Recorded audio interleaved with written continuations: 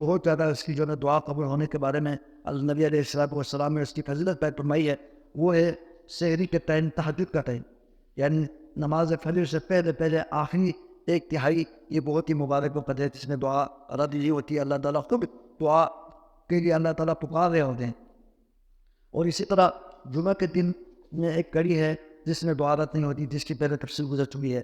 اسی طرح رمضان المبارک کا مہینہ دعا کا مہینہ ہے، اس میں دعائیں زیادہ قبول ہوتی ہے. خاص طور پر افطار کے موقع پر روزہ دار جب افطار کرتا ہے تو اس موقع پر بھی دعا رد نہیں ہوتی.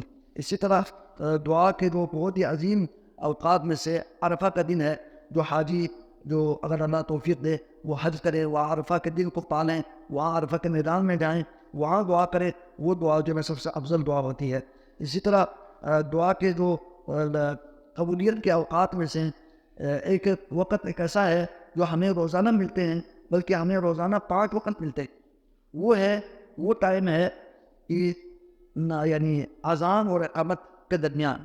یعنی جب اذان ہو جائے تو مسلمان جلدی مسجد پہنچ جائیں، تو وہاں پہنچ کر وہ سنت نوافل پڑھ لیں، تحیۃ المسجد کم سے کم 2 رکعت پڑھ لیں. پھر اس کے بعد اقامت تک کا جو وقفہ ہے اس میں اگر کوئی دعا کرے تو وہ دعا رد نہیں ہوتی. نبی علیہ السلام نے اس کے بارے میں فرمایا ہے کہ وہ دعا بھی رد نہیں ہوتی. اسی طرح یہ ہے کہ اذان کے وقت، میں نے پچھلے خطبے میں بتایا تھا کہ اذان کے وقت کی جو دعا ہے وہ دعا رد نہیں ہوتی.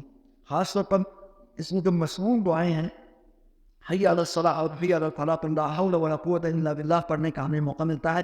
اور اذان جو ہے نا روزانہ 5 وقت اذان ہوتی ہے، یا تہجد کے اذان کو شمار کرے تو 6 دفعہ اذان ہوتی ہے.